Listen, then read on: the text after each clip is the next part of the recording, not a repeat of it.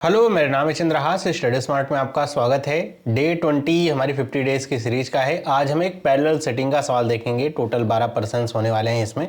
बढ़िया सवाल है और ये सवाल आप करेंगे तो आपको वो जो पॉसिबिलिटीज़ होती हैं और किस तरीके से आपको सवाल में गुमराह किया जा सकता है उसका बहुत बढ़िया आइडिया मिलेगा। बाकी आपको वीडियो अच्छी लगे तो चैनल को सब्सक्राइब कर लीजिए, वीडियो को लाइक करिए। तो हमारे पास क्वेश्चन में बताया जा रहा है कि 12% हैं जो दो पैरेलल रो में बैठे हैं एक दूसरे को फेस करते हुए। A B C D E F ये रो 1 में बैठे हुए हैं, ये फेस कर रहे हैं north. M N O P Q R ये रो 2 में बैठे हुए हैं, ये फेस कर रहे हैं साउथ।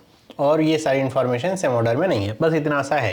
तो हम क्या करते हैं, कंडीशंस पे आते हैं और आप चाहें तो यहाँ पे 6% के बैठने की, आप चाहें तो एक लाइन में भी बना सकते हैं कि एक लाइन में ऊपर नीचे करके हम यहाँ पे हर एक रो में 6% के बैठने की जगह कर लेते हैं। हमें क्या पता है, ये ऊपर वाली जो रो है एम एन वाली है, एम एन ओ पी, और ये वाली जो रो है ये ए बी सी डी वाली है, कुछ इस तरीके से, है ना।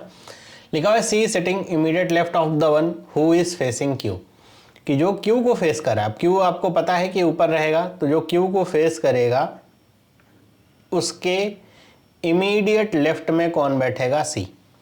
आइदर P और M sitting on extreme left end of the row. P या फिर M ये कहाँ बैठेंगे, extreme end of the row, नहीं एक्सट्रीम लेफ्ट एंड लिखा हुआ है, extreme left end of the row.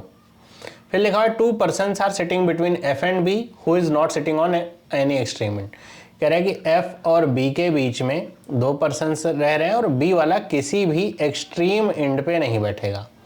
One person is sitting between E and the one who is facing R।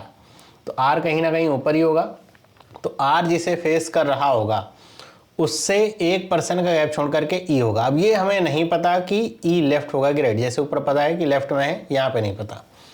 N and O are not immediate neighbours. N और O एक दूसरे के immediate neighbours नहीं हैं। फिर लिखा हुआ है at least 1 person is sitting between A and E।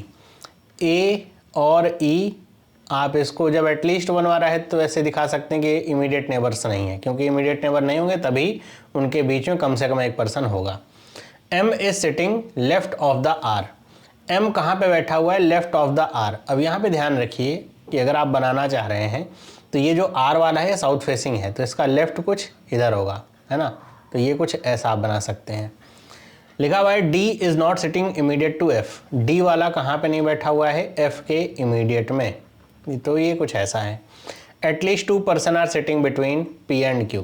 तो P और Q के बीच में एटलीस्ट 2 person बोला है, मतलब 2 या 2 से अधिक पर्सनस बैठेंगे। Okay. Q and R are not sitting together. तो यहाँ पे मैं लिख लेता हूँ, या फिर रहने देते हैं, नीचे लिखते हैं। Q और R ये एक साथ नहीं बैठ रहे। 1 person है sitting between O and M। O और M के बीच में एक पर्सन बैठ रहा है। D is neither facing N nor P। तो D वाला जो है वो ना तो N को नहीं, D वाला N को फेस नहीं कर रहा है, ना ही P को फेस कर रहा है। A is not facing M and R। A वाला किसे फेस नहीं कर रहा है, तो M और R को फेस नहीं कर रहा है। तो ये कंडीशन हमारी हो गई। इधर इसलिए नहीं लिखा क्योंकि हो सकता है हमें पॉसिबिलिटीज़ बनानी पड़े तो जगह कम ना पड़े। अब इसको हम स्टार्ट करते हैं। जैसा हमें पता है कि कोई भी आइडिया नहीं कि यहाँ पे कौन कहाँ बैठ रहा है, अब हम इसे बनाना शुरू करें। कहाँ से शुरू कर सकते हैं, तो इसमें देखिए एक कंडीशन आपके सामने बहुत अच्छी सी है, ये वाली P और M वाली, कि इनमें से कोई एक्सट्रीम लेफ्ट एंड पे है। बस इसी में अगर आप समझ गए तो ठीक है, इसमें अगर आप फंस गए तो गलती कर गए। अब एक्सट्रीम लेफ्ट एंड जब कहा जाता है तो आप शुरुआत कर देते हैं P या तो यहाँ पे होगा या तो M यहाँ पे होगा, वहीं पे गलती होती है। तो आप हमेशा समझ के रखिए कि जब पैरेलल हो, ये साउथ फेसिंग सारे हैं, तो एक्सट्रीम लेफ्ट एंड इसका किधर होगा, इस तरफ होगा, ना कि आपकी तरफ। और ये वाली रो जो होगी इसका एक्सट्रीम लेफ्ट एंड ये होगा। तो P और M एक्सट्रीम लेफ्ट एंड पे हैं, तो यहाँ से आप शुरुआत करिए, किसी को एक को ले लीजिए। तो जैसे अगर आप P को लेंगे तो आप वहाँ से Q को कनेक्ट कर सकते हैं ना। मैं कहता हूँ एक आइसोलेटेड कंडीशन नहीं लेनी चाहिए कि P और Q के बीच में 2 से अधिक पर्सन, Q से आप C ले सकते हैं। या फिर M से शुरू कर सकते हैं, तो M से आ जाएगा और M से O आ जाएगा। फिर हमें पता है M वाला लेफ्ट में होगा R के, O और N एक साथ नहीं बैठ सकते। इससे भी कई सारी चीज़ें आ रही हैं। तो मान लीजिए मैंने क्या ले लिया, M को ले लिया, यहाँ पे किसको रख दिया, O को रख दिया। तो ये एक पॉसिबिलिटी है, यहाँ पे अभी P भी आ सकता है, M भी आ सकता है। तो एक पॉसिबिलिटी मैंने ली है M को लेकर के। O यहाँ पे आ गया। अब मुझे P को रखना है। अब सोचिए मैं P को कहाँ कहाँ रख सकता हूँ, है ना। जैसे मुझे P को रखना है तो मुझे 2 या 2 से अधिक का गैप ही तो चाहिए होगा। तो मैं चाहूँ तो P को यहाँ रख दूँ, है ना, 2 का गैप या 3 का गैप छोड़ करके Q को यहाँ रख दूँ, या फिर मैं P को यहाँ पे रख दूँ, 2 का गैप छोड़ करके Q को यहाँ रख दूँ, या फिर मैं P को यहाँ रख दूँ, 2 का गैप छोड़ करके Q इधर रख दूँ। तो लेट से मैंने P को यहाँ पे रख दिया। अब 2 का गैप छोड़ करके यहाँ पर मैं Q को रख देता हूँ, है ना। मैं Q को क्या यहाँ पे रख सकता हूँ? नहीं। क्यों? क्योंकि Q जिसको फेस कर रहा है उसके इमीडिएट लेफ्ट में C बैठा है, तो अगर Q एक्सट्रीम एंड पे हो गया तो फिर इसके इमीडिएट लेफ्ट में कोई बचेगा नहीं। तो Q को मैंने यहाँ पे रख दिया। अब अगर ध्यान से आप समझिए इस कंडीशन को कि हमारे पास 2 ही प्लेसेस खाली हैं, एक तो N बैठेगा, एक R बैठेगा। हमें क्या पता है Q और R एक साथ नहीं बैठ सकते। तो ऐसी कंडीशन में मैं कलर बदलता हूँ, R या तो यहाँ होगा या तो यहाँ होगा, दोनों ही कंडीशन में ये वायलेशन होगा, तो ये चलेगा नहीं। मतलब Q यहाँ पे नहीं बैठ सकता, उधर बैठेगा नहीं, मतलब P भी यहाँ पे नहीं बैठ सकता। अच्छा, अब अगर मुझे P को बिठाना है, मैं P को यहाँ बिठा दूँ तो यहाँ पे Q आ सकता है क्या? हाँ, ये हो सकता है ना, यहाँ पे Q बैठ सकता है। अच्छा, अब मुझे क्या पता है कि R के लेफ्ट में कौन बैठ रहा है? M बैठ रहा है। तो R कहाँ पे हो सकता है? तो यहाँ पे या तो यहाँ पे। तो अगर 2 पॉसिबिलिटीज़ हैं तो इसका मतलब N और R की ही है। तो क्या N यहाँ पे बैठ सकता है? तो आप कहेंगे नहीं। क्यों? इस वाली कंडीशन से।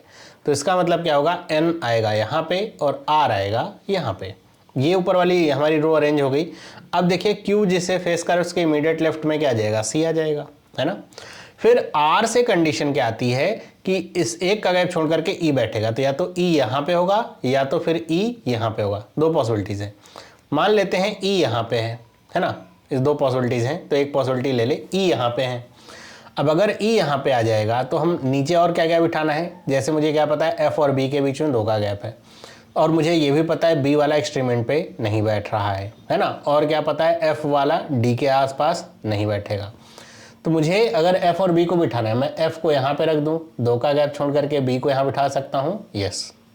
और मेरे पास बचा क्या बिठाने के लिए? A और D। तो मैं A को यहाँ पे बिठाऊँ या फिर A को यहाँ पे बिठाऊँ, नीचे एक बार कंडीशन देख लो। A वाला M और R के सामने नहीं बैठेगा, तो दोनों जगह पे ही M, एक जगह M है एक जगह R है, मतलब A यहाँ पे नहीं बैठेगा तो कहाँ बैठेगा? इसका मतलब जो पॉसिबिलिटी ली है हमने क्या F और B की, वो गलत है। मैं F या B यहाँ पे रख दूँ, क्योंकि B एक्सट्रीमेंट पे होगा नहीं, F को यहाँ पे रख दूँ। अब हमारे सामने क्या आता है कि मैं अगर देखना है कि A कहाँ बैठ सकता है, A या तो यहाँ नहीं बैठेगा। क्यों? E और A के बीच में हमने कंडीशन लिखी थी ना एक, कि E और A के बीच में ये E और A एक साथ नहीं बैठ सकते। तो A यहाँ पे बैठेगा और D आ जाएगा यहाँ पे। क्या ये सही है? तो देख लीजिए, D वाला P के सामने नहीं आ सकता, मतलब ये भी गलत है। मतलब गलती हुई कहाँ यहाँ पे? तो ये गलती हो रही है, अभी हम पॉसिबिलिटी की पॉसिबिलिटी में है कि यहाँ पे E रखा था इस वजह से, तो हम E यहाँ रख लेते हैं। अगर यहाँ पे रखें तो क्या होगा? तो E अगर यहाँ पे होगा तो फिर से हमारे पास F और B वाली ऐसी कंडीशंस आती हैं। तो अब F यहाँ पे रखूँ, 2 का गैप नहीं बैठेगा, F यहाँ पे रखूँ नहीं बैठेगा, यहाँ पे B होगा तो यहाँ पे F आ सकता है। अब A और D को लेकर के हमारे पास कंडीशन। अब देखिए, D चाहे यहाँ रखिए चाहे यहाँ रखिए, N और P के आमने सामने आएगा, तो इसका मतलब ये भी गलत है। मतलब ये जो हमने एक पॉसिबिलिटी ली थी ना, ये पूरी ही गलत हो गई, है ना। कौन सी पॉसिबिलिटी? P और Q वाली। ये जो हमने बिठाया इससे कुछ सॉल्व हुआ नहीं। तो एक कंडीशन और है कि मैं P को यहाँ पे रख दूँ और Q को यहाँ पे, ये भी हो सकता है। इस कंडीशन में R यहाँ नहीं, N यहाँ पे होगा और R यहाँ पे, है ना, क्योंकि N इधर नहीं आ सकता, O के आसपास नहीं हो सकता, तो ये भी चलेगा। अब फिर से यहाँ पे क्या आ जाएगा? C आ जाएगा। अब फिर हमें R के लिए E देखना है तो हम E यहाँ रख दें। फिर से F और B वाली कंडीशन के साथ अगर चलें तो F यहाँ पे रख सकते हैं और B यहाँ पे। A वाली कंडीशन से देखिए R और M फिर से आ जाते हैं, मतलब ये गलत है। क्या हम यहाँ पे F को रख करके यहाँ पे B को रख के चेक करें? तो अगर ऐसा होगा तो A यहाँ पे आएगा, फिर D वाला यहाँ पे आ जाएगा, ये भी गलती ही है, मतलब ये E वाली कंडीशन हमारी मैच नहीं कर रही। फिर हम E को यहाँ पे रख दें। ऐसी कंडीशन में हमारे पास B यहाँ पे और F यहाँ पे ही होगा। फिर ऐसे में फिर से D आपका P और N के सामने ही आ जाएगा, तो इसमें भी हमें कुछ हासिल हुआ नहीं। मतलब क्या कि हम जो M को लेकर के चल रहे हैं यही पॉसिबिलिटी पूरी गलत निकली है।